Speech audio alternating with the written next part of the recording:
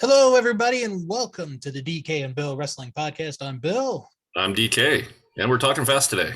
Yes, don't know why. It's always fun at the beginning of our shows. Yeah.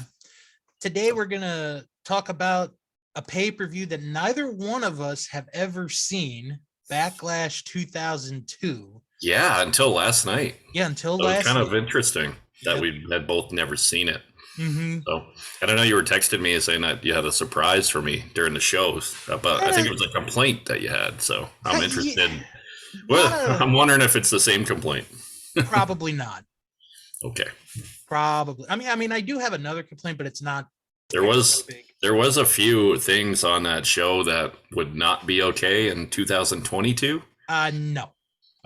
So we'll get into it.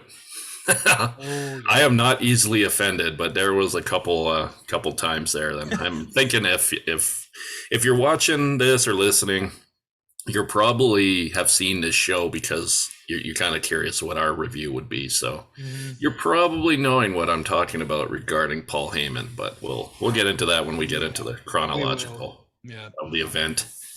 One thing I wanted to talk to you about, because I have not asked you about this, is the latest, I guess it's kind of latest, but the news going on with Sasha Banks and Naomi, with what happened last week. Yeah, I'm glad you brought that up. Yeah, I'm kind of curious about what your opinion is, because I haven't had a chance to ask you about that. So sure.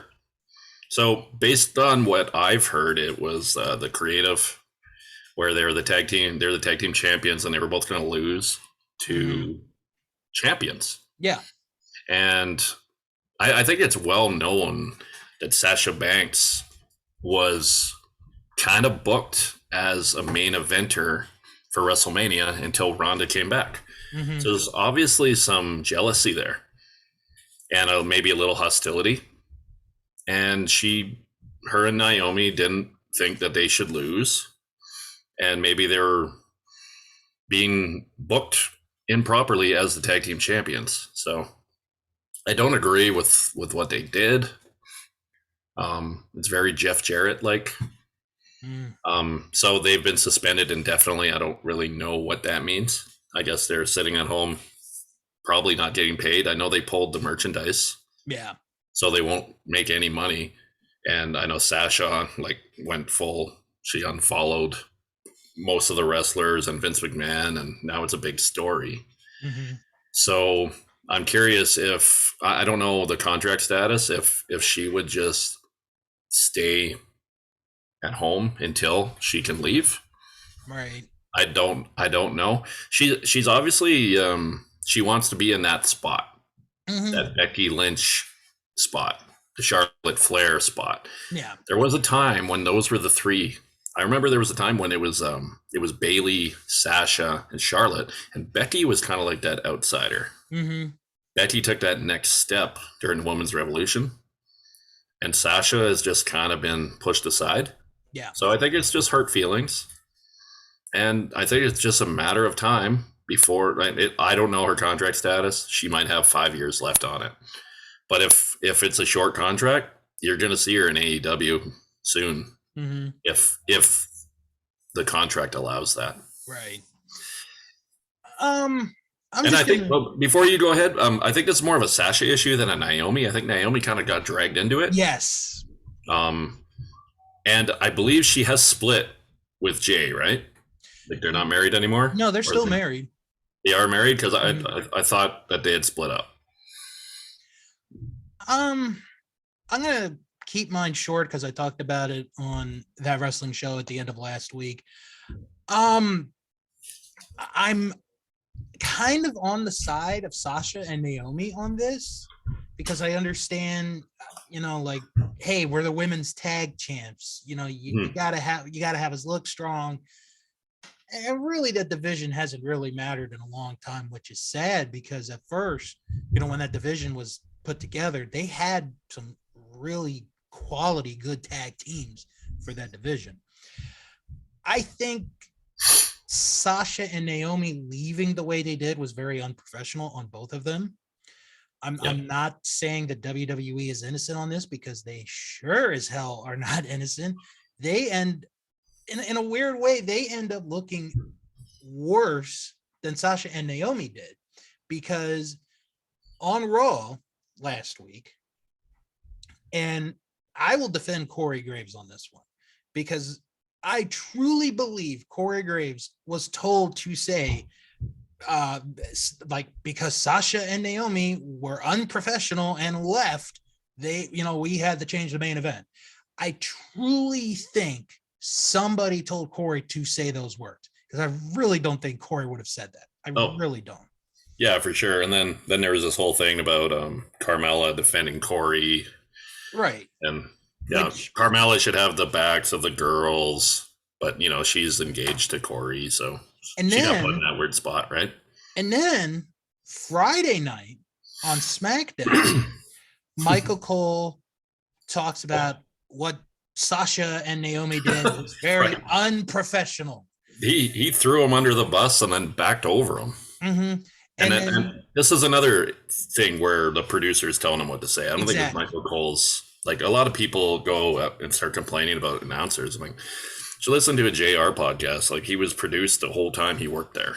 Mm-hmm. Like, every opinion that most of the opinions he had on the commentating was Vince or whoever it was, Bruce Pritchard, telling him what to say. But what I think might happen is, because I agree with you with what you said about Naomi. I think she was dragged into this. Yeah. From what I've read, she is so well liked by everybody. Well, she's built herself up too. Like, she was a Funkadactyl or whatever they were called. I mean, she's busted her butt for however long she's been there. Mm-hmm. I see her eventually coming back to WWE. Sasha, I'm not so sure about, because well, she had an issue a few years ago too, right? Yeah. And don't get me wrong, I think she's very talented. When she's put together with somebody, she is really good. Mm-hmm.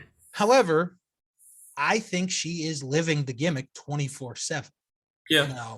And I think that's caused, like you said, some problems in the past.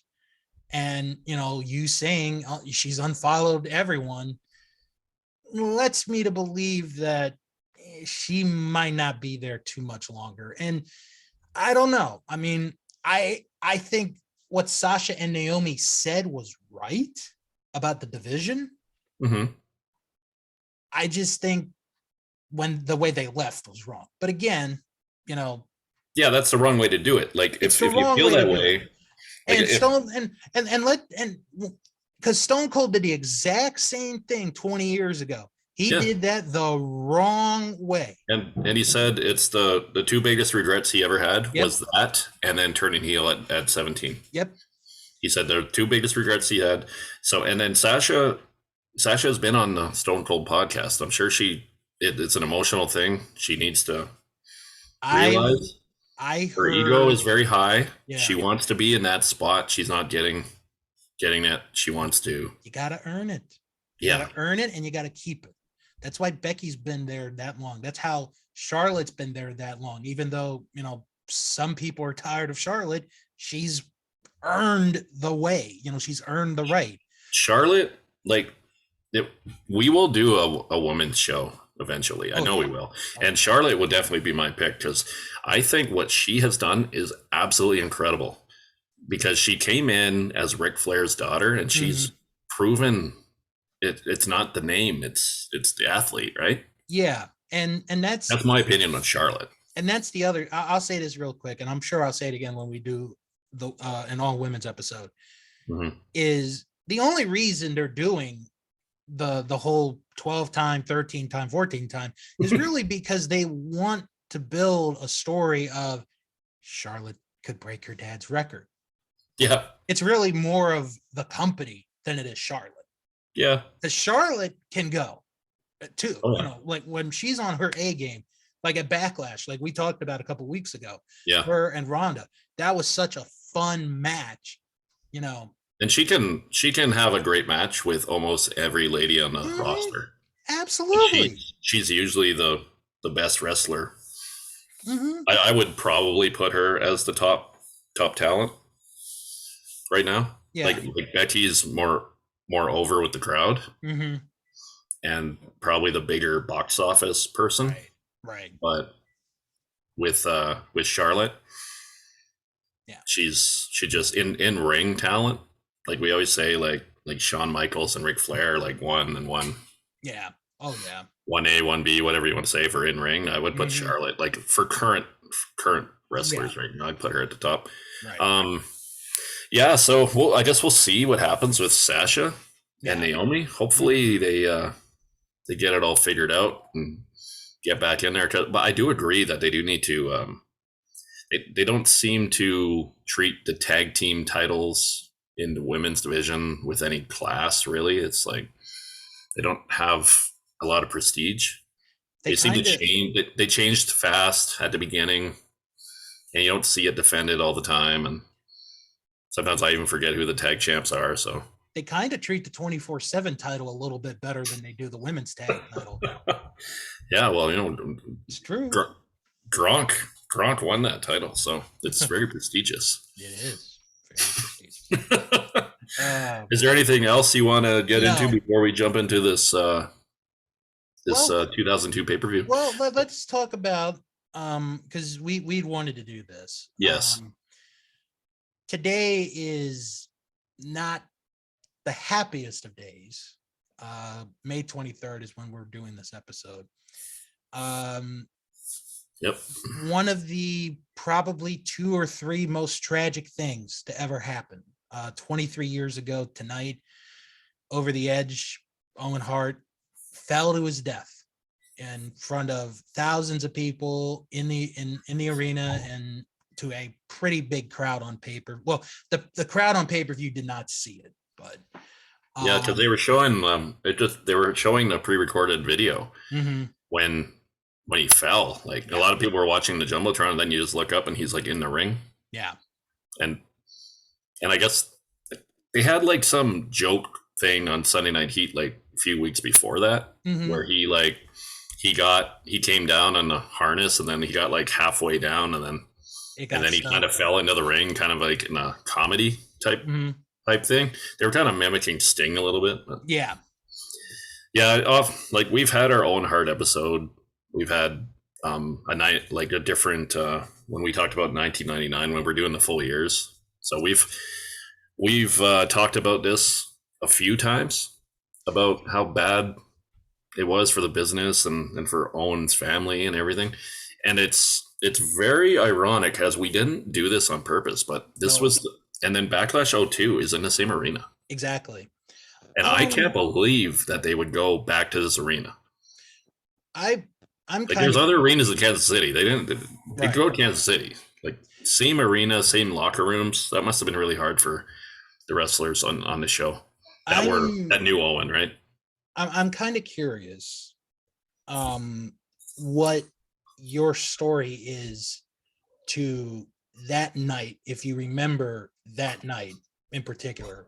Because the funny thing about that night is I was an avid wrestling fan, but we went camping for May Long weekend. We didn't find out about Owen until we went out. We were out in the woods. Like there was no cell phones, no reception, no radio. So we're driving back on Monday afternoon. That's when we found out. Right. So I don't really have any stories from that night because I didn't see the show live. Right. I think we ended up renting it. Like you could always rent it for like a little cheaper on the Tuesday. Well, I have seen the show. It's an awful show because nobody cared. Like I've said my opinions that they should have shut the show down when it happened. Different people have different opinions on that, but technically I think it was a crime scene, so they shouldn't have been messing around with the ring. Like you've listened to different wrestlers say, like Jeff Jarrett said there was like before he went out, they said avoid the right side of the ring because there's you could fall through it. Because Owen broke boards when he fell. He fell 78 feet. Yeah. Like they should have the police should have came in. Like I don't know. Everything was bad about that night. Right. Yeah. So And we're never gonna review Over the Edge Oh '99. no. The Undertaker won the title from Steve Austin that night. That's all you Nobody need to know. cares. Nobody cares. Like, so yeah, I don't have a whole lot of stories from that. Like I did go to the funeral, like, because I live in Airdrie, Alberta, which is just outside Calgary. We like drove down and listened to it because they put speakers out on the outside. Right. There was like probably 10,000 fans outside, and like all the wrestlers, WCW, WWF. Was kind of like, I remember seeing Hulk Hogan, and he was still in his gimmick, which I thought was ridiculous. Like, he had his like black beard painted on, bandana. He had bandana on. Like, it didn't say Hollywood, but I'm like, you really have to paint your beard? Like, come on, man. But that's one thing I do remember about that. But yeah, I was kind of like, it just proved how much Owen was loved. And the only thing that sucked about that is, like, you had to learn through his death how great of a person he was. Yeah. Because on screen, he was awful. He was this jealous brother that couldn't get recognition. He was living in the shadow of his brother, Brett. And then they poked fun at him when Brett left. He was the Nugget. Like, then he was in the Nation of Domination. Like, I don't know. I'd love to do an Owen episode, like 98 to 99. Right. Just talking about his career once Brett was gone, but yeah, that'd be a different show. But so I know I'm rambling a little bit, but that's basically the stories I got. Now I'm on the same boat with you, as I did not see this pay-per-view when it happened. Although I do remember what I did watch that night, and it was the Sunday night baseball game of the week, which was the Texas Rangers at the Baltimore Orioles. Yeah, I remember you telling me this during the Owen episode. Yeah, and Baltimore beat up on Texas that night. Like, they just walloped them. So that was 20 years ago. Baltimore can't do that anymore. Well, you know what? They're starting to get a little bit. I'm not saying they're going to win the division or get a wild card, but they're doing better than last year. So anyway, so yeah, I went to bed like maybe 9 o'clock because it was a school night. And I went, I had to go to school the next morning.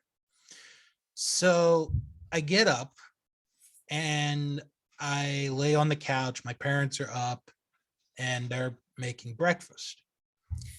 And I'll never forget this. My dad comes over, he wakes me up, and he says to me, "Bill, have you heard of a wrestler named Owen Hart?"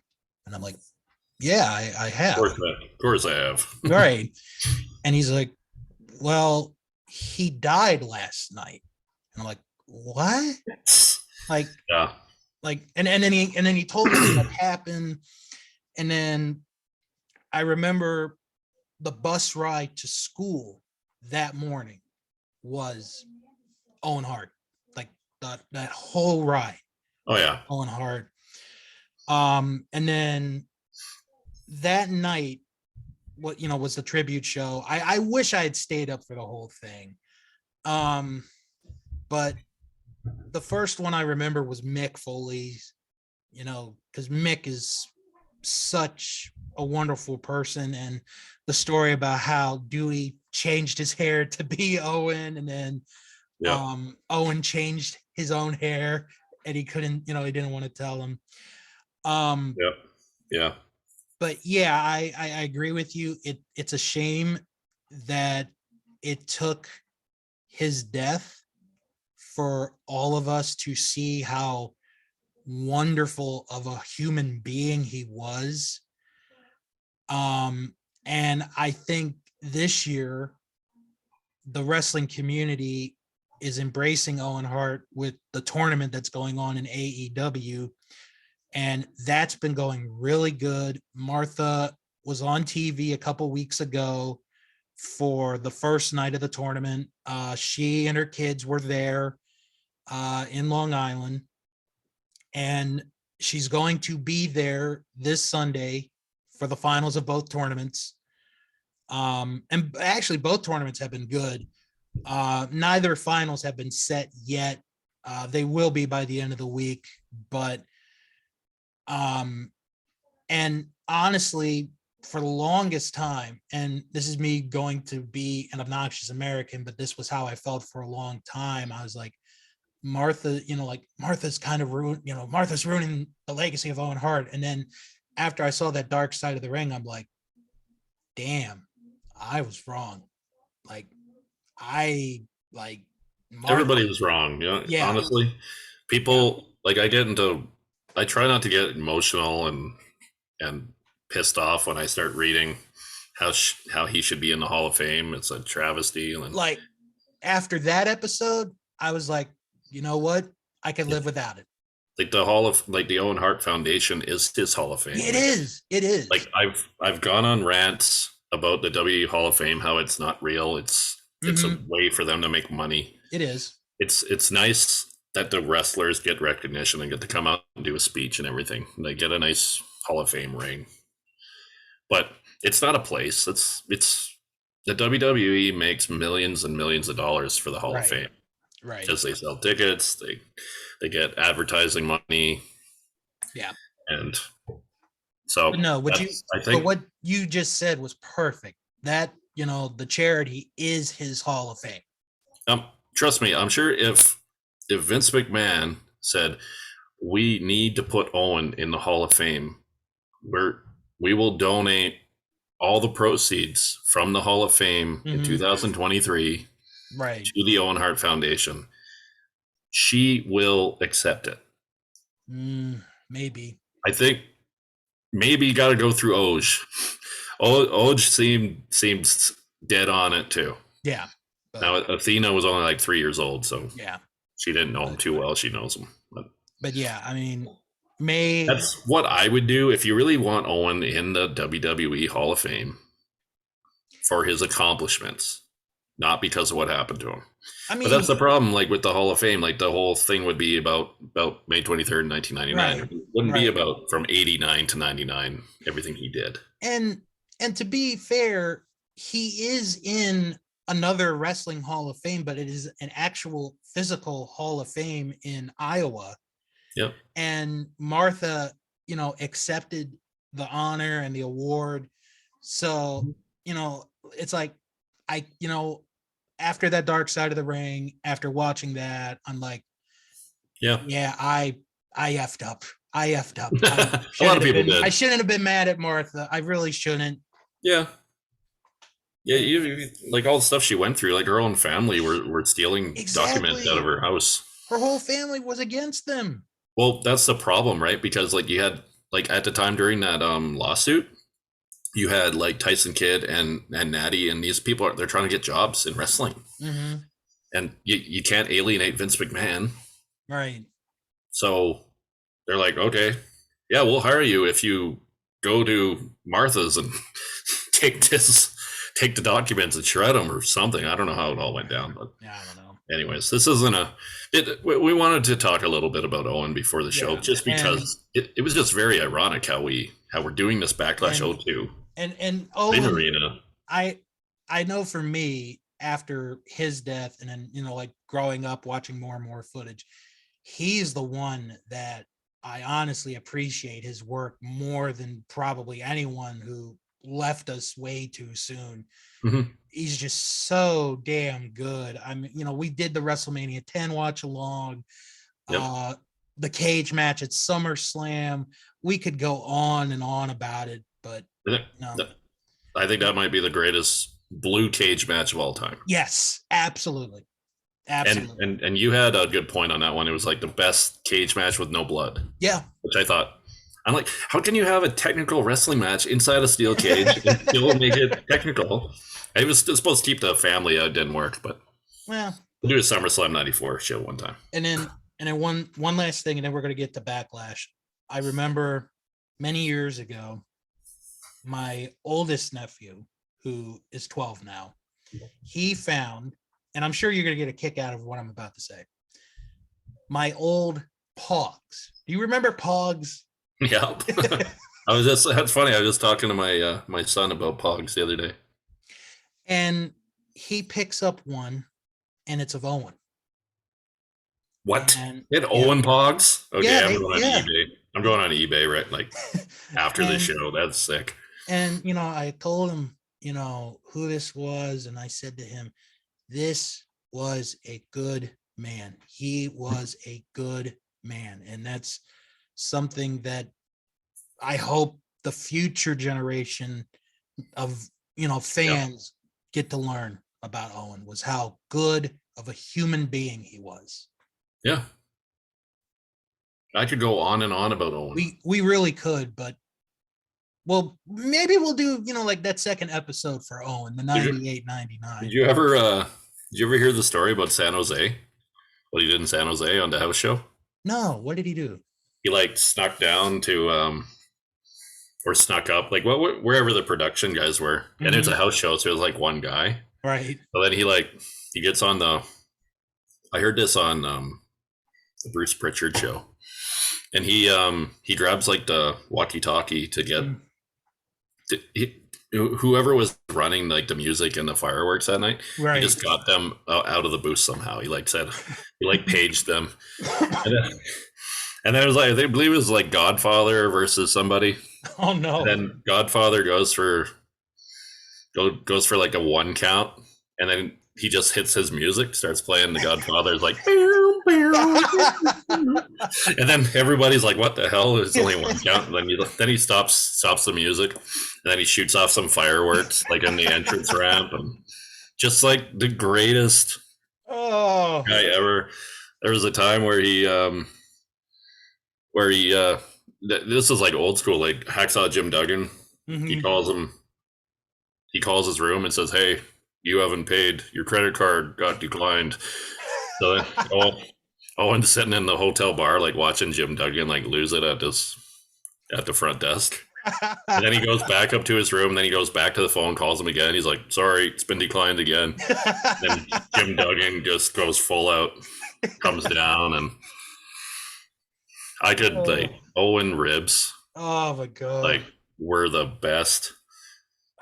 Like honestly, every time I hear anything, any podcast about Owen Hart, I will download and listen, just so I can maybe hear a new one. Yeah, there's so many. Him messing with people. Yeah. When he pushed the drink the waitress right into Vader at the Hall at the Slammies. Yes. And Vader was like so pissed he was gonna kill Owen. He's like, I didn't mean it. It was a joke. Oh man, that was good stuff. And I don't think you saw them tag team after that. I think Vader was just like butthurt about it. Right. So, anyways, Backlash 02. Yes, Backlash. We got to talk about the Sunday Night Heat match, right? Do we have to? I was pissed. It sounds like a great match. Handicap match with the Big Show? Jesus. So yeah. Too bad they don't have the Sunday Night Heat on the network. Then we could watch. We could just do a whole like month of Sunday Night Heat and just talk about it. God. So yeah. Bang my head against the wall.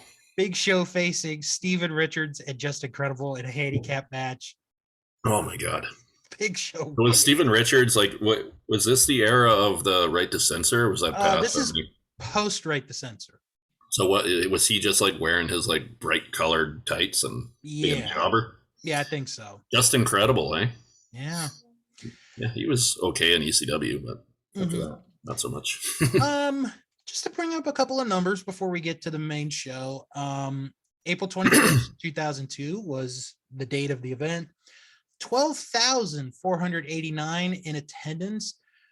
Had a pretty good buy rate for this show, actually. 400,000. Well, business was doing pretty good in 02, I'd say, especially with Hogan being back. And post WrestleMania, that's a good number. And this show is known for something. This is the last WWF pay-per-view because they changed their name like 2 weeks after the show. A few weeks later, yeah. And I believe this is the first Backlash too. Because no, they had a couple before. Did they have a couple before? Yeah, but this is the first. Oh yeah, you're right. You're right. First with the brand split. Right, that's what it was. And I'll be honest, I kind like watching it before we get into this, I was like, why didn't they have Cole and Taz doing commentary for SmackDown matches? Then as I'm watching, I'm like, yeah, they weren't ready yet. Like they would not have been ready to do like pay-per-view matches at that time. So I'm fine with JR and King doing all the matches. Yeah. I didn't like, I know Jim Ross has said this, that he didn't like how like calling a match and then sitting there for a match and then coming back to call a match. He just you get into the mode, you have momentum and stuff, and yeah. So I don't know. The brand split, you know, it was a nice way for them to make money on house shows because you could have two house shows on the same day. Yeah. Make twice as much money. So exactly. Might as well go for it if you can do it. Yep. All right. So first match is the Cruiserweight Championship, Tajiri against Billy Kidman. Yeah, well, I thought it was an okay opener. It was kind of fast paced. I didn't really know the storyline, like why Tori, or not. Yeah, it was Tori Wilson, who was like married to Billy Kidman, but she's with Tajiri here. Right. And she's like covered up, and they kind of reference that a few times. So it was like Tajiri had her hostage or something. Do you know the background and what was going on with that storyline? Basically, during the invasion angle, Tajiri and Tori ended up being an item. And that's how Tori left the alliance to go to the WWF. Was dating Tajiri. Well, you know, dating Tajiri. Like storyline wise, I believe she's still married to Billy Kidman. Right. And then at some point, I guess Tajiri got jealous of Tori and made her wear this geisha outfit, which went for a little while. Didn't go for long, but yeah. Because I remember, like, after that, like, Tajiri was still upset, and I think she was trying to hook up with Maven. Jesus. Yeah. I mean, Maven was a handsome guy. We'll talk more about Maven later, but yeah. So the match, like I said, it was an okay opener, back and forth. The heel gets to win with the spit or whatever I like we that call it. It was a cool ending. Why do you think Kidman didn't really get? He wasn't very good in the WWF. I don't know. He didn't click with the crowd like he did in WCW. Because he was so over in WCW. Like I remember. Oh yeah. Like he was like if WCW had stayed open, he would have ended up being one of their next big stars. I think so. Really think so. So do you think like he just didn't get the right opportunities? Maybe. It's shocking to me that he wasn't in like an Intercontinental Championship storyline. I was even thinking about it during this show, like having an Eddie Guerrero Billy Kidman match or a Rob Van Dam Billy Kidman match. Wow, just because those two were like in the IC title match in this show. So I don't know. It was a pretty good opener. I'd probably give it like a C plus. Maybe a B minus. I'm going C plus. All right. I mean, it's okay. I'm not. What do you think? I mean, I'm not too far away. I did enjoy this match. Yeah. I gave it a C minus. I mean, okay. I thought it was a good opener. No, I got nothing against it. I guess, you know, they were talking about Tori a little bit too much, but I guess there's nothing wrong with that. But no, I liked the match. I really liked the ending. That mist came out of nowhere, and you could hear Tajiri spit, which I thought was actually pretty. I always wondered, like how the guys that took that spit, like what if you're on a house show line and you're facing Tajiri every night? Like that can't be fun, getting spit in the face like every night. So I always wondered how they did that, and he always hit it pretty well. Like he just turned around and then he gave it to you. It was red this time. It used to be green, right? Oh, it could be any color. It could be green. It could be red. It could be blue. So Tajiri wasn't racist about it. He didn't care what color. Oh no, like he wasn't prejudiced. That's nice. Him and Great Muta, you know, they do just about any color. And there's one thing I did notice about this match is the crowd popping for the tarantula. Yes, it was a cool move. Like he almost got it on a few times. The crowd was like getting into it, and then he finally kind of got it on. Which I never understood the move because it was always in the ropes, so you couldn't win by it. Right. But it was just one of those high spot moves that Tajiri got to do. Mm-hmm. I always had my created wrestler have the tarantula back in the day. SmackDown, PlayStation 2. God, I must have played as Tajiri so many times. Oh yeah, he was fun character. I know. Fun wrestler overall. He's actually still wrestling today. He's probably wrestling. Well, where is he wrestling now? Last I want to say he's splitting time between Japan and Major League Wrestling here in the US. Okay. So before we go ahead, we did the Shawn Michaels show last time, and then I was on holidays, and I saw that you were at the New Japan show. How was that? That was a fun show. Oh my gosh! Yeah, it was just fun. I don't keep up with New Japan at all, so I wouldn't really know a whole lot about the current guys wrestling there. But it always seemed like a fun show to be at. And it was, for the most part, a sold out show. Like, I think we had like 2,500 in the building. Okay, so just a small little venue? Yeah, smaller venue, but it was, it sounded like it could have been in a major arena.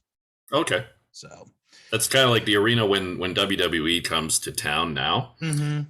We have an arena, it's called the Corral. Yeah. And it's probably about 3,500 if it was sold out. And then the acoustics in there are really cool. So it's always fun when you watch shows in those small venues. Yeah. Not a bad seat in the arena. Nice. Went a couple weeks ago. So that's cool. One of the good things. All right.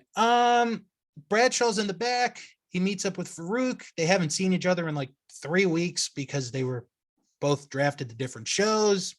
Yeah. And they talk, and the NWO music hits, and that's going to lead to our next match, Scott Hall versus Bradshaw. And this match is because the NWO took down the APA's office. Those assholes. I have one opinion of this match, okay? Scott Hall can't wrestle in 2002.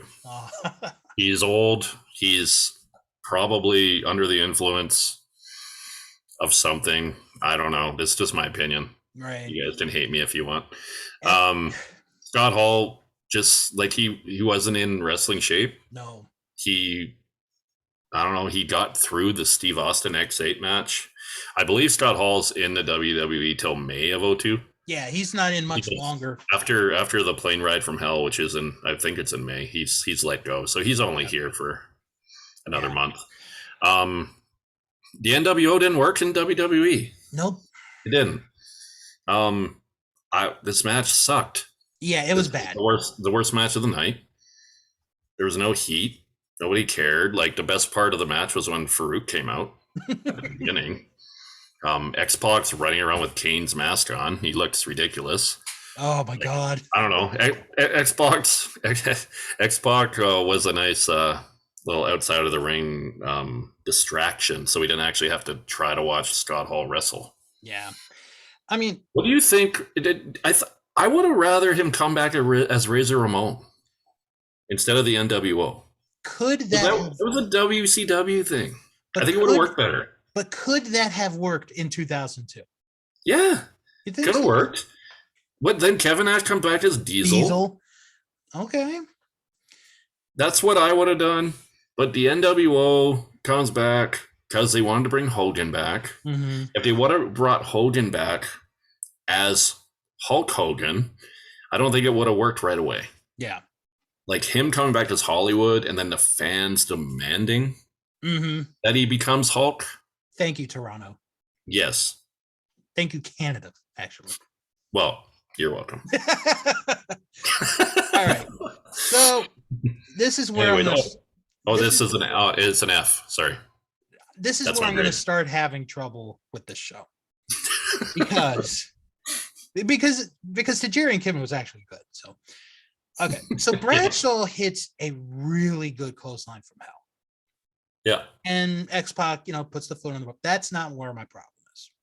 My problem is X-Pac slaps Bradshaw in front of the referee, and the referee does not call for the bell.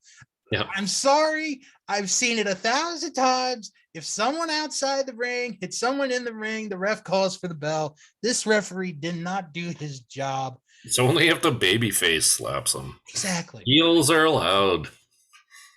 And then Scott Hall with a low blow and roll up gets the win.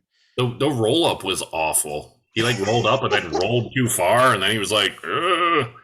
And then he gets out of the ring, his gray hairs in his face, and then he's like, oh man. I'm glad we didn't do Backlash 02 like when we were doing our tribute to Scott. Oh, thank God. It probably would have sounded like I was like this hurtful asshole. Right. But honestly, yeah, so I actually changed my grade. I had it at a D. I'm bumping it down to a D minus. It was bad. Oh man, I don't know how they deserve a D minus. Maybe Farouk, you know what? It probably was because of Farouk. Yeah, Farouk saved it. Yeah, Farouk saved the match. They should have, you know what? They should have like had Farouk come out and then maybe have a DQ and then they like start. Oh, let's do a tag match like happens on Raw like all the time. That would have been a little bit better. Yeah, because Bradshaw, just as Bradshaw, as APA Bradshaw, he didn't work as a singles. You know what? Once he transitioned and got into when he was JBL, it started working a lot better. You know what? I'll say this: when he became Cowboy Bradshaw with a rope, I kind of liked that version. Wasn't he Justin Hawk Bradshaw? No, this was. I do remember that, but like a couple months later, like he changed his whole outfit. Oh yeah, he had the bull rope, had the black and white boots, black trunks. And then there was a time when he was with like the new Blackjacks. I know that like he had a few different gimmicks. My favorite line, if you're going to describe the new Blackjacks, is in Mick Foley's first book, where he gives his son like the toys for Christmas, and he gets a new Blackjacks combo, and his son cries, and he's like, "Why are you crying?" And he's like, "Because I don't like the Blackjacks." Who would give their son a new Blackjack action figure that you got for free? Come on, Mick, you got some money. Actually, my parents did as well, but I took it a lot better than. It was probably in the $5 Walmart bin. Wow. Nobody wants this. Let's put it in the discount bin. Here you go, Bill. Merry Christmas. We've mentioned Dewey twice in this show. Hi, Dewey. If you're watching, hi. No, I got nothing against you, Dewey. I like you. Just saying, we've mentioned you twice today. Yeah. That's a lot of Dewey references, and we just started. So. I know. We didn't even talk about Dewey during the Mick Foley episode. We're not going to cane Dewey, though. That's a promise. We will not cane Dewey. But this is a 5-minute match, and it felt like it was 20. Oh, I got a big complaint with another match later. So I have a few complaints on times of certain matches here. Jesus. Oh, man. Okay. So the next match is Trish Stratus challenging Jazz for the women's title. So how basically we got the backstory to how this happened. Trish fought Molly Holly. Winner would be the number one contender. Molly tried a O'Connor roll, grabbed a handful of tights. Trish reverses. She grabs a handful of tights, gets the win. That's how she gets the shot. Molly does come out, though, before the match. Mm-hmm. And she talks about how she should be the number one contender and how she is pure. And I think JR makes some virgin joke. And now I'm thinking about the latest commercials for Virgin Cruise or Virgin Airline where they're playing like a virgin on him. And I'm like, you have no idea what that song is about, do you? I remember when the King made a joke how Molly Holly was going to headline the Virgin Islands pay-per-view. Right. That was it. I was like, oh my God. All right. Yeah. So, this was a women's match in 2002. That's what it was. Yeah. It wasn't good. It was quick. Yeah. Jazz, she was pretty stiff, pretty strong wrestler. Mm-hmm. Probably would have been better off in a different era. Mm-hmm. Would have been nice if was Jazz around when Chyna was there? I think that would have been a good match. China and Jazz. I think she missed China by a few Like months. China left in 01, but that was kind of at the end. Mm-hmm. So yeah, I always thought that like Jazz and China, like Jazz versus Charlotte, that would have been good. But yeah, I don't know. It was pretty quick. Mm-hmm.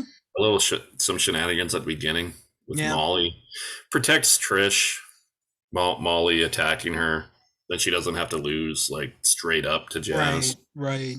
Trish was the baby face, I believe. Yeah, she was. I know, like when she first came in, she was kind of like a valet, but she wrestled sometimes. Mm-hmm. But she was on with Test and Albert. Yep. Where she was, she would have been a heel manager, similar to Sunny. But then they have her wrestle. So, and she ends up becoming a really good wrestler. Mm-hmm. So I don't know. I'd give this a D.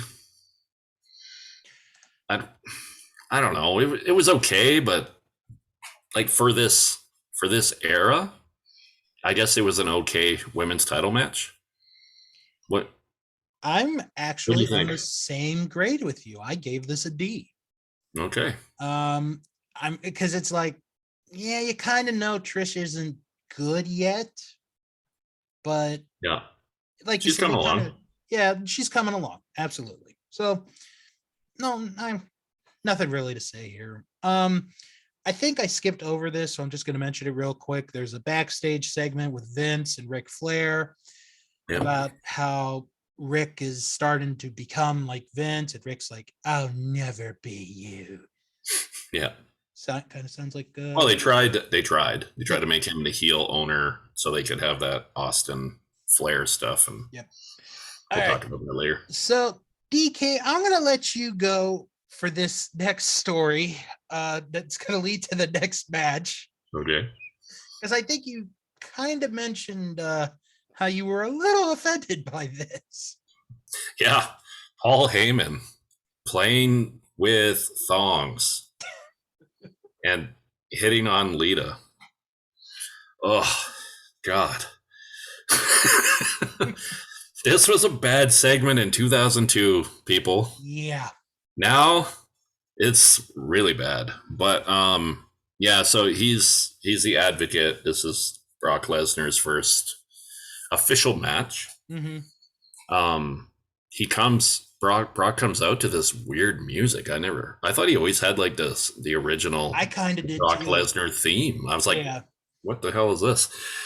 Yeah, and his Titantron is just, it says Brock Lesnar in white letters, and then I think they showed a couple clips of him like destroying Matt Hardy, because that's all the highlights they had. Right. Except for OVW, which they didn't want to show. Yeah, this match, I don't know. It's a squash. It's a Goldberg type match. He destroys him. He does what he's supposed to do. I'll give it a D. It was what it was supposed to be. Now, Brock. Now we should mention that this is Jeff Hardy he ends up wrestling. Yes, because I think they had it as Matt originally, but then they did like a story where Matt got beat up to where, okay, Jeff's gonna wrestle. I didn't mind this match, actually. Yeah. I thought Brock looked good in this. Yeah, he looked dominant, which is how he's supposed to look.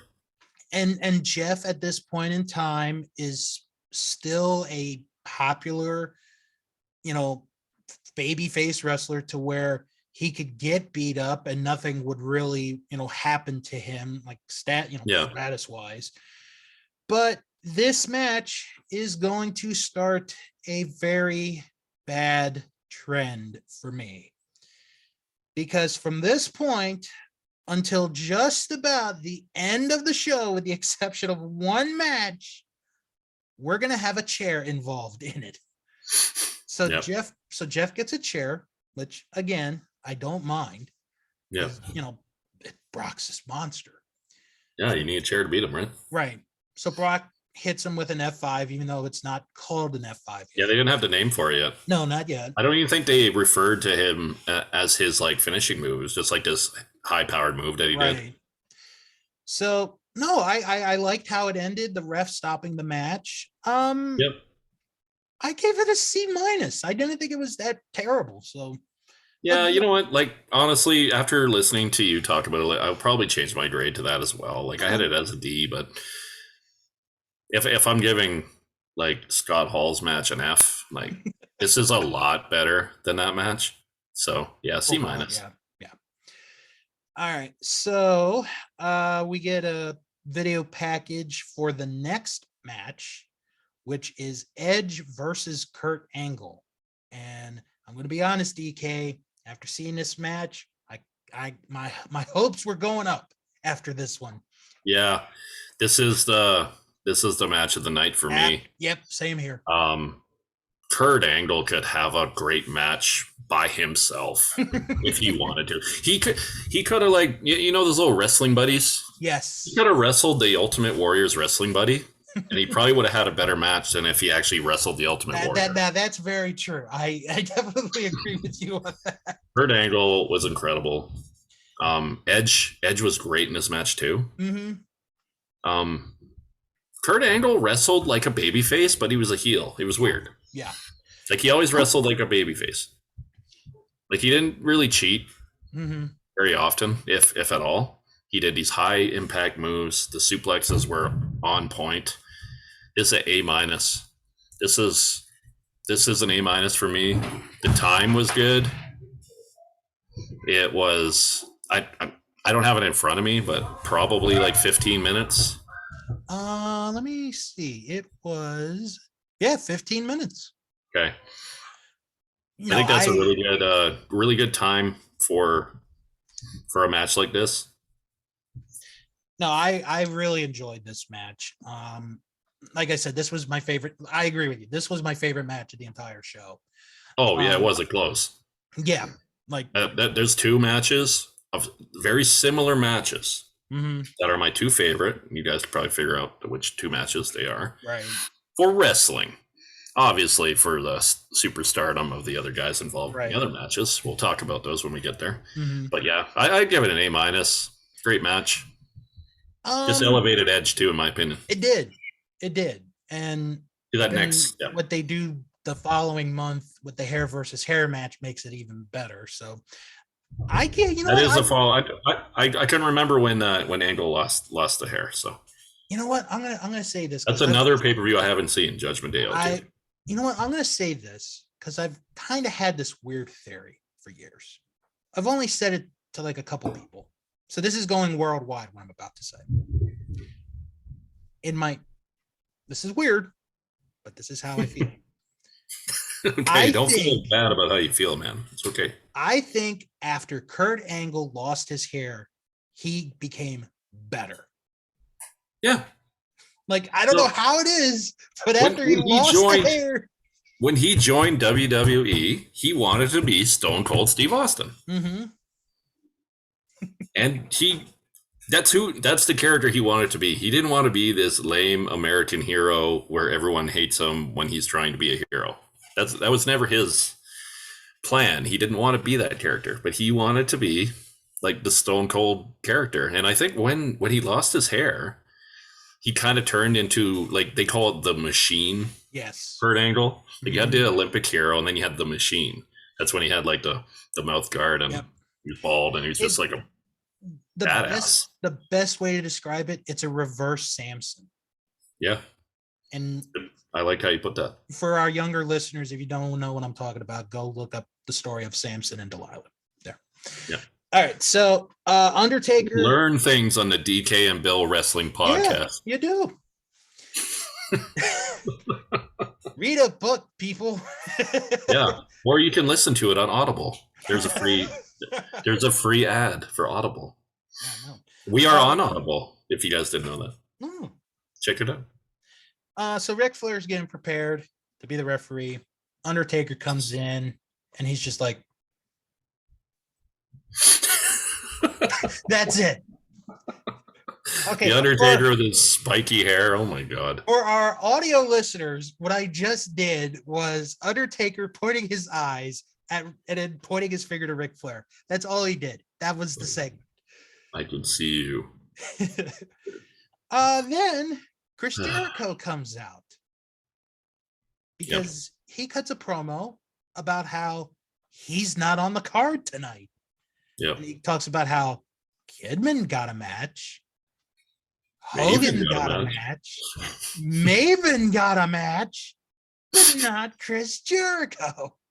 Well, it was kind of like he should have had a match. He should have. He lost the undisputed title at WrestleMania. He was in the main event. Like, we should almost like look at that. Like, I know like Brock Lesnar wasn't in Backlash because that's what he does. He leaves after he loses. But like most of the time, you're in the main event. You're probably at the next pay-per-view. Yeah. So, I just don't think they had a storyline for Jericho because they transitioned Triple H right to Hogan. Yeah. Which is kind of nice, how you don't have 9,000 rematches at the next show. That's what makes this one better than WrestleMania Backlash. And actually, now that I'm looking at this, looking at the card, there were no rematches from WrestleMania on this Backlash. What a concept. Wow. Let's try new matches. WrestleMania ...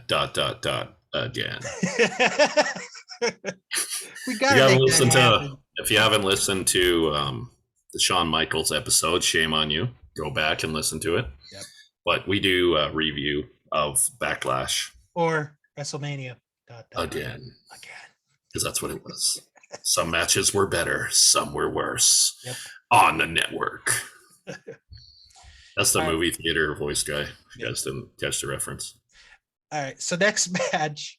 In a world where the matches are the same. Some are different. All right. So next match is Eddie Guerrero challenging Rob Van Dam for the Intercontinental title. I like this match too. Like, I like Eddie a lot. Like, I think Rob Van Dam missed a few spots on this one. I really liked Eddie, and this is him coming back, right? Yeah. Was he gone for a bit? Was there a? I think he had a suspension for maybe a wellness policy thing. Actually, what happened was he ended up being fired. Yeah, for drugs, right? Yeah. And then he came back after WrestleMania. Yeah. And he beats up Rob Van Dam, and that's how we get this title match. Yeah, well, it was nice as they were kind of like going who has the best frog splash. And then I love the commentating because the King's like, who do you think of when you think of frog splash? And JR's like, D'Lo Brown. He's the first guy I saw use the frog splash. I'm like, come on, Jim. Like, that's not the first guy you saw use the frog splash. You worked at WCW. Like, come on. D'Lo thought that was really funny. Frog splash. That was definitely someone produced him to say that. D'Lo Brown. A great match though. I liked it. What was the time for this one? I think it was probably around that 15 mark. This was 11:43. Okay, so if people that listen to the show, they know that I'm not a huge fan of the long matches. Maybe a main event can go over the 20. I like the 9 to 15 range. Keeps you engaged. You get all your spots in.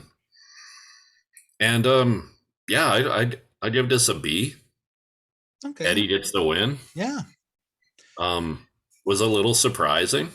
Yeah, it was. Knowing that he just came back from what he came back from, and then you get thrown right into an IC title program, and then you win the title. Yeah. There should be a little bit of a punishment, I think, besides the firing and everything. Like, maybe you gotta lose a couple matches at the beginning, earn that respect back. Right. But with the skill that Eddie had, I think that probably just pushed him back into that spot. Real quick, I don't think I gave my grade for the Edge Angle match. After your review or talking about that match, I bumped my grade up on that. I gave that a B+. Okay.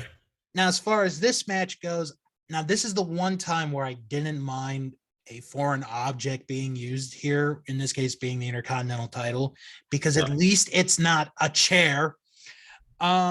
No, I enjoyed this match. You must hate the TLC pay-per-view. You don't like chairs. It's different. No, I liked the match. I was surprised Eddie won. I gave this a C+, so not too far off. And actually, I'm going to give you a little side note. 6 days after this match, Eddie Guerrero appears on the 3rd ever Ring of Honor show, and he is there with the Intercontinental title. Okay, so he had like something in his contract where he could do outside stuff too? Well, no, what happened was he had been doing the independent scene. Yeah. And he was on the first Ring of Honor show with a hell of a match against Super Crazy.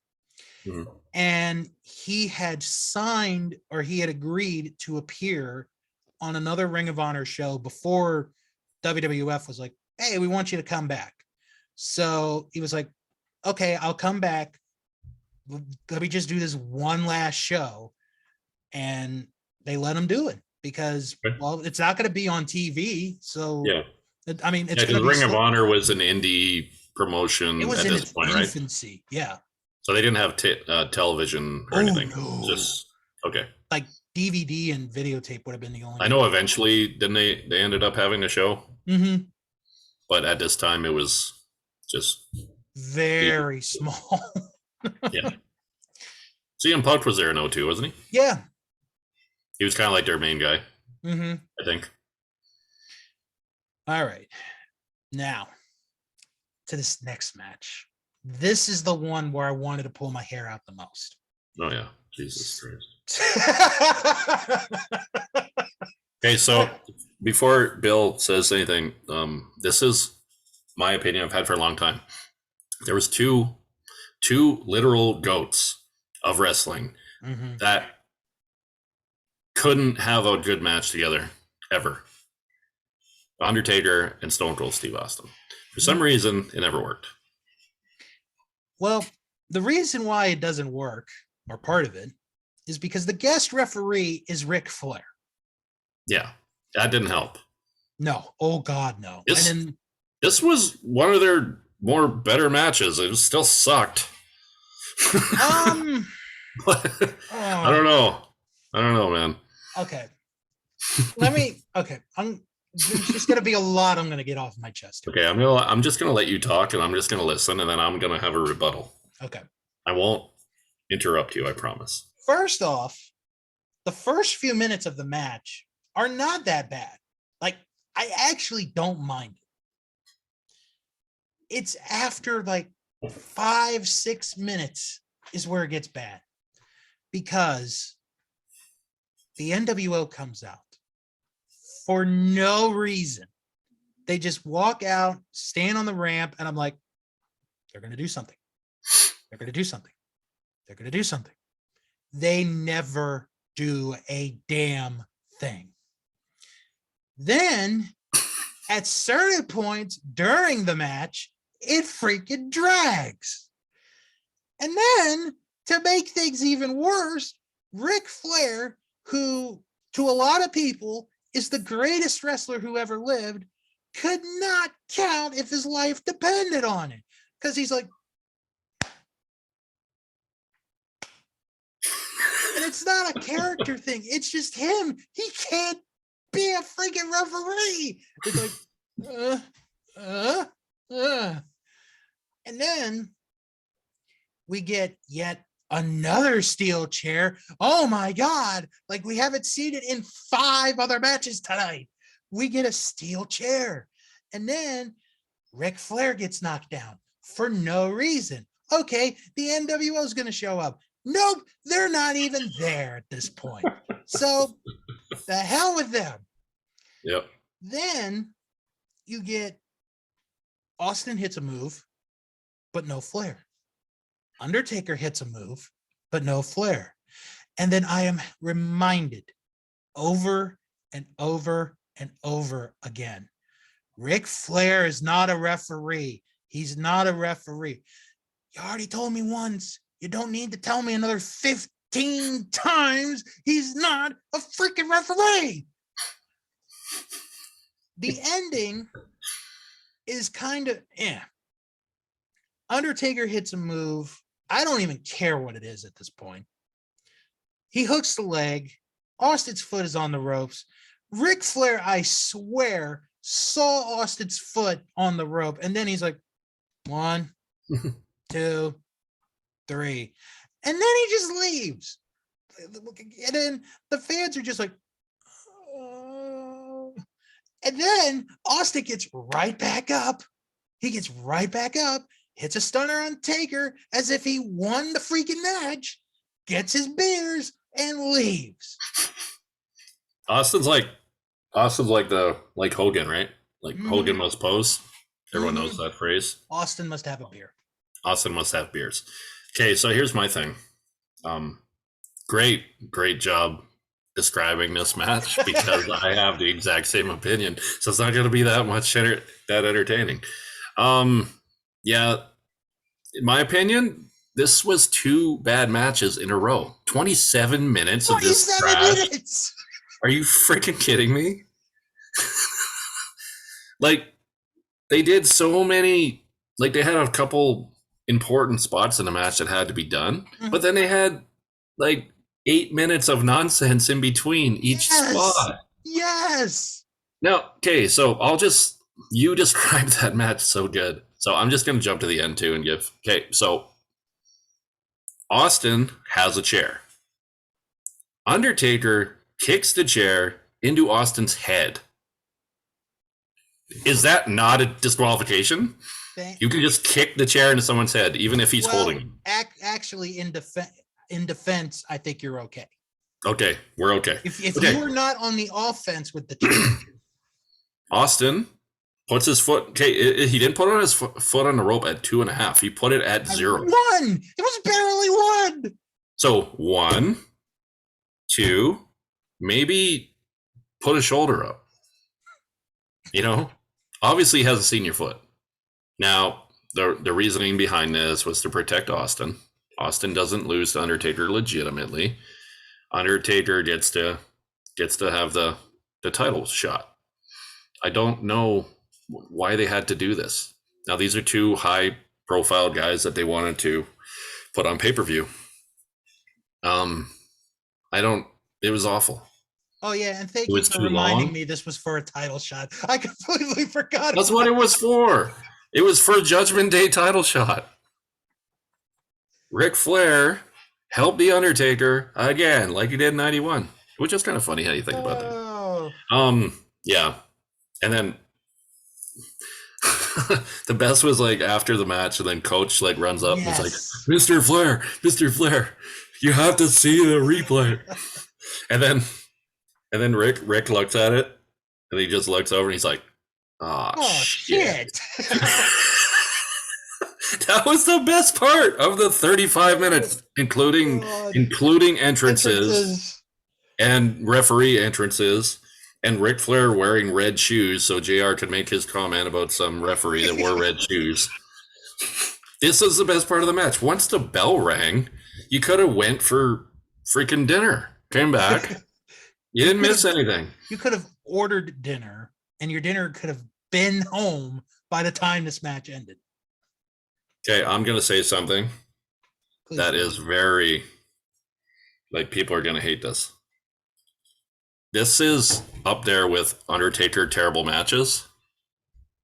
Yeah. Giant Gonzalez might be better than this match. Oh my God.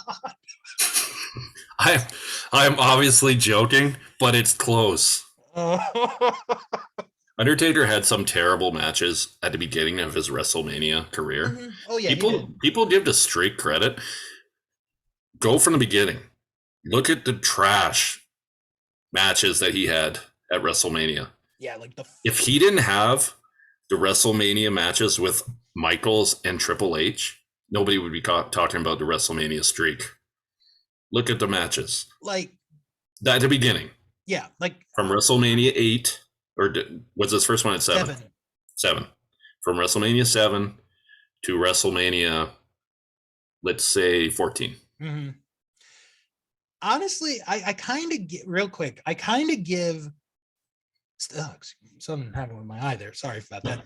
7, I kind of give a pass because it was like, oh, Taker's winning that. It's a squash match against very old Jimmy Snuka. 8, I give a pass because there was at least a story there with Jake, and I didn't. Yeah, think it was two really good gimmicks. Yeah, facing each other. It's from 9 to like 12 or 13 where he has the trash. And you know what? I was going to save this for a WrestleMania 12 episode, mm-hmm. But the story goes Diesel would have beat him if he was staying. There would have been no streak. If Kevin Nash would have re-signed, mm-hmm. he would have beat the Undertaker and then gone on to have that title match with Shawn Michaels in '96. Wow. That there would have been no streak. They didn't even know there was a streak till WrestleMania 18. Yeah. Doc Hendricks or Michael Hayes, whatever we're calling him, he said in a production meeting, "Do you know I don't know." Yeah, it's crazy. All right. And then they looked it up and went, "Holy shit, he hasn't lost a match at WrestleMania." Okay, and then that's when, if you watch Undertaker at X8, when he beats Flair, he puts up the 10 fingers. He goes 10. Yeah. That's the first time it's acknowledged. Yeah. So I don't think there would have been a streak if Kevin Nash hadn't taken off for WCW. All right. So what do we give this abomination of a match? This is kind of like, man, it wasn't for Scott Hall, this would be the worst match of the night. Thank God for Razor here. D minus. They had some spots. It's two of the greatest to ever step in the ring. It's tough. This is, and Austin was in a bad spot here. He was already he had already walked out of the company. Then they got him to come back. Right. So I think he was just tired of everything. Yeah. D minus. Okay. As a presentation from beginning to end, I'm doing entrances, all of that. It's an F for me. However, what did you give the Scott Hall match? I can't. A D minus. Okay. However, bless you. My family got, they sneezed because of how bad this match was. No. Yeah, they're watching it right now like, oh my God, this is terrible. As far as the match itself, if you take everything out, I gave it a D. But is this Stone Cold Steve Austin's worst match of his career as Stone Cold Steve Austin? It might be. Find one that's worse. Yeah. Now, if from 97 to 2003. Yeah. I'm not talking Stunning Steve. Don't come at me with your ringmaster nonsense. I don't care about that. Stone Cold Steve Austin, worst match. Don't mention the Bischoff match. That doesn't count. That match was better. It was. It was. That was awesome. I loved every bit of that match. When he threw the freaking peach juice in Bischoff's face. That's good stuff. Man. All right. So after that, the 8-man tag with Savio Vega was better. Jesus Christ. Oh, all right. So after that, we have a tag team title match, which I don't know why we have this. Billy and Chuck against Al Snow and Maven. Oh, and they had to follow a classic. Yeah. Billy and Chuck with their stylist Rico. Yeah. Those sideburns were legendary. Mm-hmm. And what size of shirt do you think he had on there? I don't even want to guess. I think that's a kid small. Yeah. You're already big. He had muscles. Why do you have to wear the tightest shirt ever? I don't know. It's just part of how he looked. Have you ever seen clips of Rico on the original American Gladiators? No, I don't think I have. You should, because he is pretty darn good in it. This is the same guy. The same guy who becomes a stylist Oh, so was he like one of the guys you had to get past? Like he No, was an he, American no, Gladiator, or was he on the show he as was a on the contestant? show. Oh, as a contestant. Okay. Yeah, and he got all the way to the grand championship. Really? He got to the season finale. Is that his real name? Like, how would I find this on YouTube? Type, Just well, you Rico put in American Gladiators? American Gladiators Rico Constantino. Oh, wow. And he looks different from here. Yeah. But like body wise, he's still the same. His shirt's not so shiny, I bet. I'm sure. What'd you think of Billy and Chuck tag team? I didn't mind them. The bleached blonde hair, and No, never minded them. they came out to like a Backstreet Boy type I song. loved that song. You look so good to me. That was you know what? I was at a house show, and I want to say it was the first house show after they did the whole "we're engaged." I kid you not, that was one of the 2 or 3 biggest pops that night. Okay, so they're were they portrayed as like heartthrobs, or were they portrayed as together in a relationship with each other? At this time, I think heartthrobs. I think. Yeah, because they came out and they were like kind of like acting like pop stars, and they had the song and stuff. And Al Snow and Maven, they are the number 1 contenders for the tag team titles. Okay, but then you have Farouk and Bradshaw, but they're in a terrible match, and Farouk is just an outside guy. I'm just trying to follow along with I know 2002 creative team. I know. Yeah. So I don't know. Hey, at least there's no weapon involved in this match. The match was all right. I mean, Rico was in the ring, but I don't count him as a weapon. So Maven, like his high point of his career was when he eliminated the Undertaker at Royal Rumble of this year, right? Yeah. Was that 02 Royal Rumble? They did that. Yeah, I don't know. It was a tag team match. It wasn't very long. I honestly can't even remember how Billy and Chuck get the win here.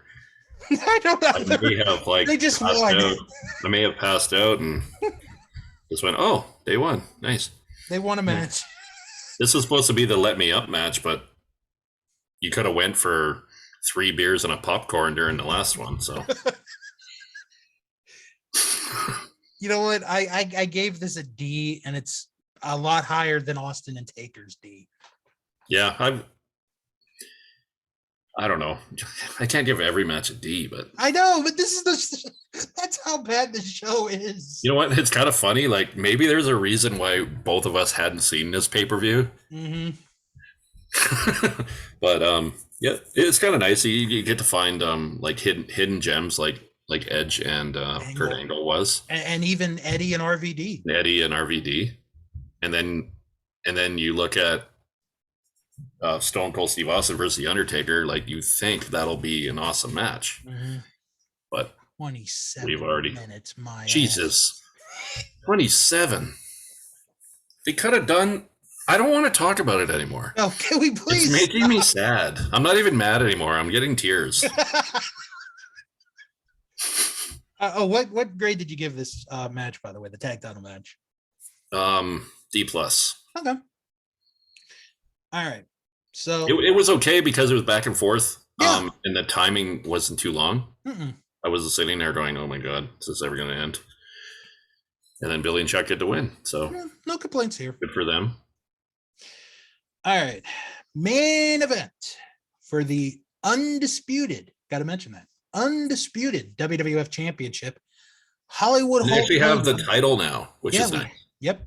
I hated Jericho holding the 2 belts. It just looked dumb. Like that's why I thought, like with Roman Reigns right now, he has both belts. Like it kind of cheapens just get a belt. Yeah, it kind of cheapens the whole undisputed thing. Yeah. It's like, oh, I've got both belts. When are you gonna give me a new one? After you lose it. Yeah. Right. So anyway, it's Hollywood Hulk Hogan in the red and yellow against Triple H. Yeah, no, Triple H is like he's babyface still. Yeah. I was surprised that they didn't have him turn before this. because you do have some fans cheering for him in this match. I actually like the video package. I don't say this a lot, but I like the video package for this because, and even the intro to the pay-per-view, because it's like Hogan is, I never thought I'd be back. I never thought, the fans would be behind me. And Triple H is like, I worked so hard to get back and win the title. I don't want to lose it. It's actually kind of a good buildup. Yeah, I like Triple H's promo in that video. Mm-hmm. I can't remember exactly how he put it, but I think he's like, "You're not an icon, you're an obstacle." Yeah, which I like. I like a little bit of chills when he said that. I'm like, "Oh, that's pretty good." And then they made it how he was like a fan of his as a kid, and now you get to wrestle Hulk Hogan at a pay-per-view, which is probably pretty cool for him. I don't know if he was an actual fan, but that was kind of what they said. And you know what? I enjoyed this match. Yeah. It was a good back and forth match. Hogan's 48 here. Yeah. And he doesn't move like he's 48. He moves a little younger here. Yeah. He can't take as many bumps. It's obvious. Like he took like one bump outside where he got suplexed. And a lot of the match was Triple H working on the knee. Yep. And one thing I noticed, which I liked, was when Triple H needed to do a heelish move, he did. And it wasn't that often, and it wasn't that long. So it was just fine the way he did it. And did you notice how Jim Ross kept saying, like, the fans are booing it, but it's not illegal? Like they kept he said it like 3 or 4 times. How they were really referring to Triple H is doing everything he has to do, but it's not illegal. You might not like it. And so they were still trying to push how Triple H was still a fan favorite babyface wrestler here. Right. I liked it too. The ending up until the Undertaker coming out made sense. Because Jericho pulls the ref out, goes after Hogan. Makes sense. Yeah. Triple H beats him up. Yep. Then Undertaker comes out, and it's like, well, wait a minute. You're the number 1 contender. You're going to get whoever wins. Why would you want to get involved? So he hits Triple H with the chair. Hogan attacks Undertaker. Leg drop onto Triple H. 1, 2, 3. Hulk Hogan wins the belt for the 6th time. The pop, man, the pop. Yeah. And you know what? I remember when I heard it as a teenager the next day, I was like, wow, they really went that way. Because I thought for sure Hogan was losing that match. Well, I think the crowd from WrestleMania 18, I'm referring to, just proved that they wanted Hogan. Yeah. Now it sucked for Triple H because he came all the way back, comes back from that horrific injury as a heel, comes back, gets a huge pop in MSG. So it's like, okay, he's a good guy now. That's kind of weird. I don't think Triple H has ever been a good guy. Right. Then he wins the Royal Rumble. Wins at WrestleMania. Gets rid of Stephanie stuff, and he's like one of the top baby faces. Wins at WrestleMania. Was definitely overshadowed by The Rock and Hogan. So it's natural to put the two big top guys together. I think if you have Hogan in that match, he's got to win the match, doesn't he? See, I don't know. Like what do you do? Like if we're gonna talk, we talk a little aftermath of this pay-per-view. Yeah, which like the Undertaker beats Hulk Hogan next pay-per-view. Yeah. And then you don't see Hogan. I think doesn't Brock Lesnar kind of take him off TV, attacks him, and it's a little like a couple months later. So and then Hogan's gone till No Way Out 03. Yeah. So I think you had to you either had to have Hogan. You could have had Hogan win by DQ here, where he still gets to win, but he doesn't take the title from Triple H. Right. Like, I don't know if Hogan needed to be champion. He could have come back once in a while, have a big match. Yeah. The crowd loved him. I don't know, C minus, I'd say, for this match. I thought it was pretty good. It like you said, the ending. Yeah, and then when the Undertaker hit Triple H with the chair, it was almost like I would rather face Hogan than Triple H. So that's kind of like protecting Triple H in this match. Yeah. But then it kind of knocks Hogan back a little bit. And then he ends up just beating. I can't remember how that match went. We'd have to maybe do a Judgment Day show one day. Yeah. And can't remember how Undertaker wins, but he does beat Hogan the next.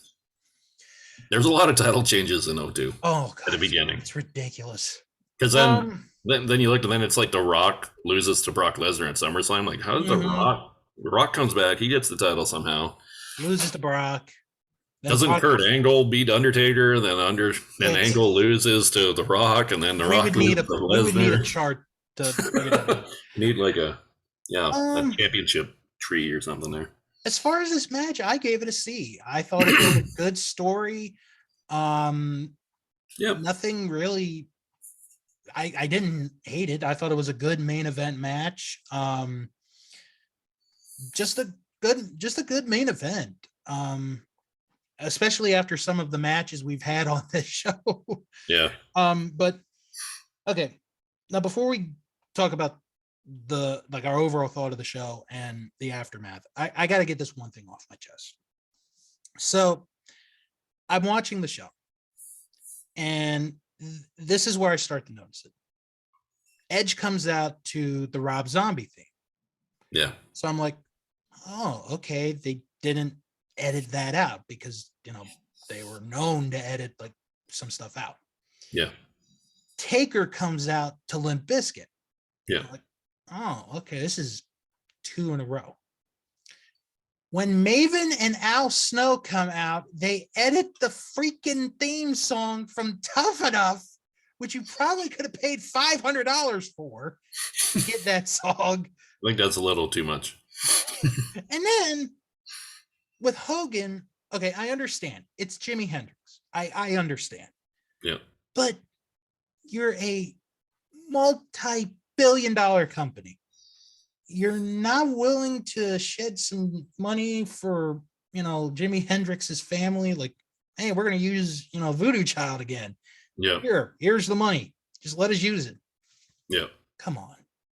This is, and then because I said this to somebody years ago, if you ever go back, watch SummerSlam 01, because with Undertaker, I forgot what match it was, but they edit Limp Bizkit out of that match, like the song.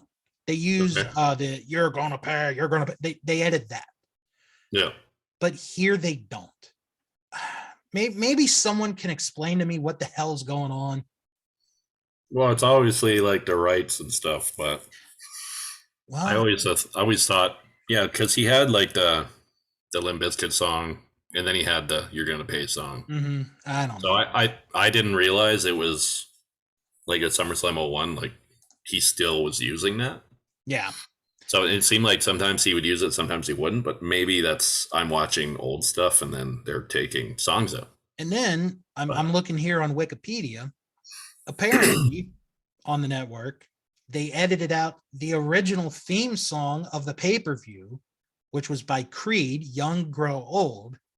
Yeah. And they use another song called "Waiting for a Moment" by Quench. Okay. When's the last time Creed been relevant? Backlash 02, I'm guessing. You could pay. They need the money. They need the money. They do. They do need the money. All right. Overall thoughts of this show? Trash? Yeah. Throw it in a garbage can? I don't know.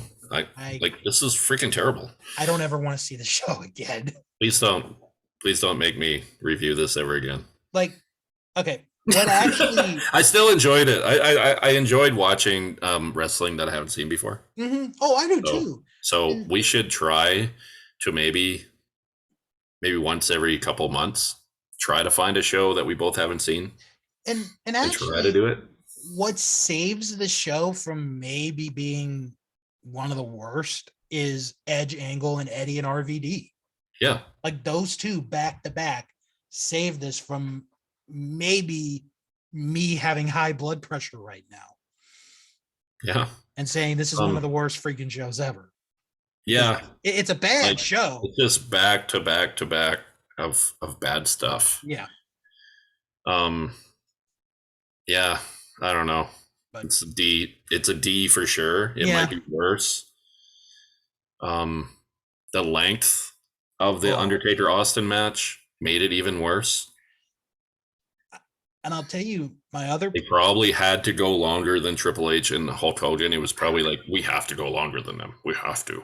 And I'll tell you my other complaint, and I normally don't complain about this, if ever. The number of matches on this. Yeah, it was like 9 matches plus the Sunday Night Heat match. Matches. If it was WrestleMania or SummerSlam or Survivor Series, I'd be okay. 9 matches. I get it. It's Backlash. Yeah, you don't have to get everybody on Backlash. Exactly. And then Jericho doesn't even have a match. Exactly. The first undisputed champ, as they 9 referred to him for like 3.5 years. I beat Stone Cold and The Rock in the same night. So, all right. Yeah, it's definitely a D minus, I would say. Oh yeah, because there's a couple Fs in there for me.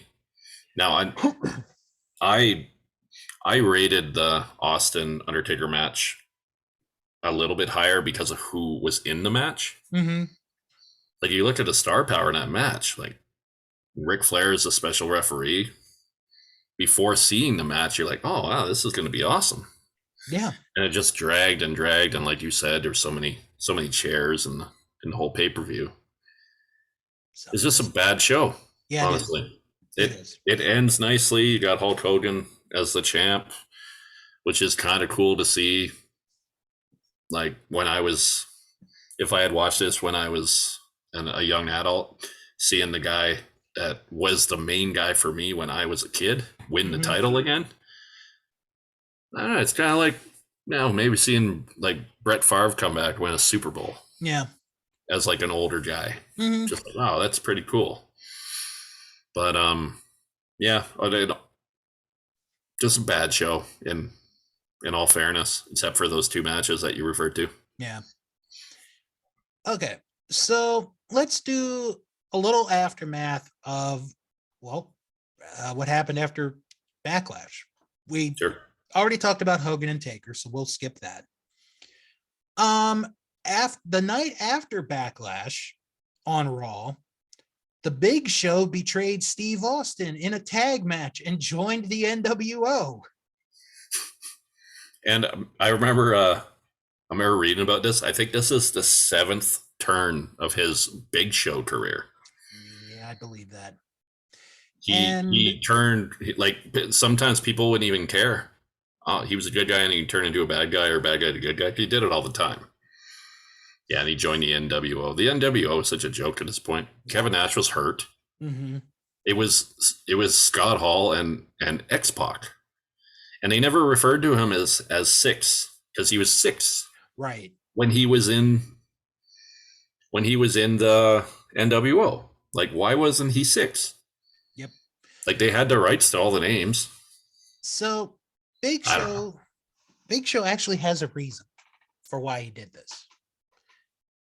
Because, and this is again from Wikipedia, he felt Austin took a main event spot at WrestleMania away from him.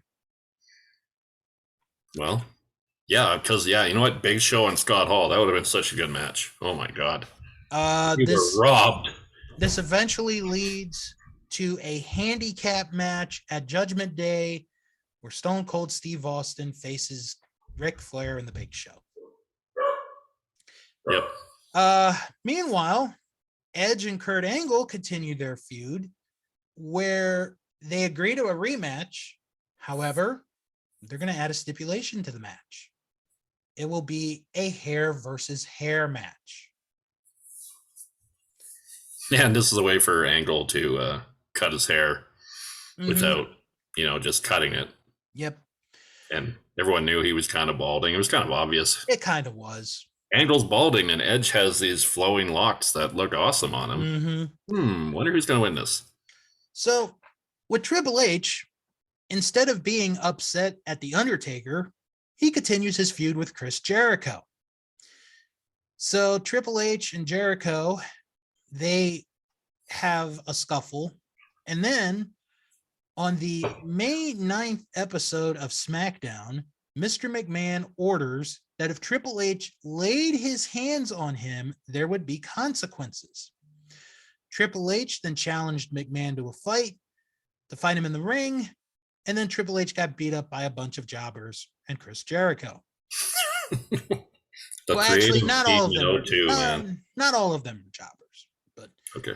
And then McMahon announces that Triple H will face Chris Jericho at Judgment Day inside Hell in a Cell. Okay, so he has a title match with him, beats him. Then their feud is over. Then he loses the title to Hulk Hogan, and then he starts the feud again. But the feud finished because he beat him for the title. Right. Okay. Just trying to rationalize the storyline here. It's okay. And finally, the Hardy Boys continued their feud with Brock Lesnar. The next night on Raw, Brock Lesnar defeated Matt Hardy by knockout. Okay. But on the May 13th episode of Raw, the Hardy Boys fought Lesnar in a handicap match and won by a disqualification due to interference from Paul Heyman. Heyman then announces a tag match at Judgment Day where the Hardy Boys face Brock Lesnar and Paul Heyman. So it's a handicap match. Yep. Basically. And I'm not going to read any of the spoilers because I've got a feeling we might do that show at some point. Yeah, I feel like we might do a few reviews of 2002 as it is 20 years ago. Yeah. That's kind of like a nice going back and looking at stuff. Yeah. And we have focused a lot of this show on the Attitude Era, so it'd be kind of nice to check out some, 2002 to 2007 range. Yeah. And yeah, there was a lot of in 2005, 2006 that I did not see. So right. We could probably visit some shows. But alrighty. I did pose a question to you. Yes. About putting up a poll for our next two shows for reviews and wrestlers. Did you have anybody in mind? Or do you want to think about it a little bit longer? The wrestler, I do have somebody in mind. Okay. And this one I'm kind of going out of left field on, but I've kind of grown to like him over the years. So for this next poll, my choice is going to be Earthquake. Earthquake, okay. I think my poll might win this time. I think so. And it's somebody, a controversial character that I am very excited to talk to you about, and that is the Ultimate Warrior, 89 to 92. So, sorry, Earthquake. Sorry, John. I like you, but... Oh, we got to talk about how he was the Shark, too, right? The Shark. Yeah, at some point. That was bad. Yeah, so that would be my choice for wrestler. We'll put the poll up, but you know what? I thought Sean would beat Jake, and it was just a beatdown. So who knows? I can't see Warrior losing to the Earthquake. Did you want to put a year on the Earthquake, or was he not around long enough for that? No, he's around. Let's do 90 to 92. Okay, 90 to 92 is a good gap, because that's kind of like where I was going to go with the Warrior. If you do 89, you get the stuff beforehand too. So yeah. So what was there a pay-per-view that you wanted to put on the poll as well? I wasn't sure of a show. I kind of want to hear if you had one in mind. Yeah, I kind of had one in mind. Okay. And it's one I don't think I've seen. And that is SummerSlam 2006. Oh, okay. I didn't watch a lot of wrestling in 06. Right. So this is like kind of like the John Cena era. Mm-hmm. We haven't talked much about this era. I'd have to go and check out the card because I don't really know who was on the card. So Right. this is just kind of an era I was kind of like interested in checking out the show and talking to you about it. So that would be my choice. Okay. If you want to go off the board and do something in the 80s, or if you want to do something a little bit more relevant, even we can talk about new stuff too. Don't matter to me. You know what? I think is there because I want to get off of Backlash. I don't want to do Backlash for a while. Backlash 2003. Jesus Christ. I want to do, or I'm going to pick for mine. This is one that I have not seen. Yeah. And this is actually the only one I have not seen from the year 2000 is Unforgiven. And that is Austin's return, like full time after his neck surgery. Oh, okay, I've seen that. That's where he comes back. Mm-hmm. But he's not in a match. He just right. He's just I think they think Steve Blackman ran him over or something. Mm-hmm. Yeah. So cool. All right. Yeah, that would be. I've definitely seen that show. Okay. But I've seen SummerSlam, and I've seen the SummerSlam you've chosen. So okay. So yeah, DK's gonna put that up on our Facebook group, which you guys can join. Yeah, well, I'll put it on Twitter and the Facebook group. Yep. And I got a few other groups. Yep. So that it is are DK, great for voting. So. Yep. It is DK and Bill Wrestling Podcast. That's all you got to type in Facebook. Find us. You are right there. And I did have a suggestion, and I don't know if this is going to work too well, but let's try it. Mm-hmm. I wanted to get some questions from some viewers. Oh, I like that. Now we do have a select group of people that listen regularly. Mm-hmm. Yes. And we do appreciate that you check out every show and you're subscribed and everything. I would like to get some questions from a few of the hardcores. Yeah, you know what? And then maybe we could answer them at the end of the show and what we think about a certain angle or a certain wrestler or anything really, if you want to. I think what I can do, since I let you do the polls, is I'll make a post on our group, make it like like one of those like pinned. Yeah, pin to the top. Where it's like, if you guys have any questions you want to ask us, leave questions. You can give us as many questions as you want. Yep. And we will do our best to answer them all. Yeah, I'll share it around too. I got a few more wrestling groups that I'm in, so yeah, should be fun. Yeah.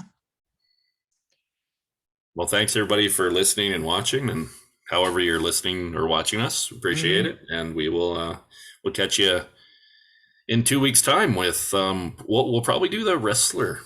Yeah, since we just did the review, so yep, it'll either be Earthquake or the Ultimate Warrior. All right, talk to you guys later.